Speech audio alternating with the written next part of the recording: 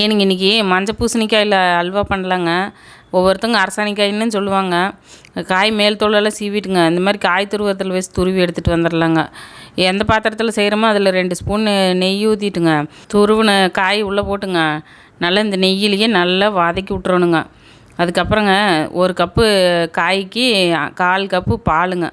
நல்ல திக்கான பாலாக இருக்கணுங்க. பாலில் மேலே ஆடை கட்டி வந்ததுன்னா அதையும் போட்டுருங்க. டேஸ்ட்டு வந்து ரொம்பவே சூப்பராக இருக்குங்க.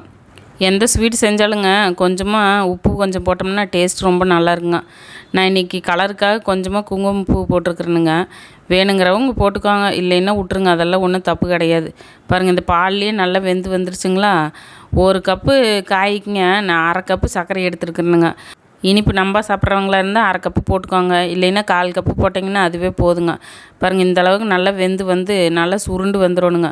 நெய்யில் வறுத்து வச்சுருக்கிற முந்திரி போட்டு இறக்குனிங்கன்னா சூப்பரான அல்வா ரெடிங்க.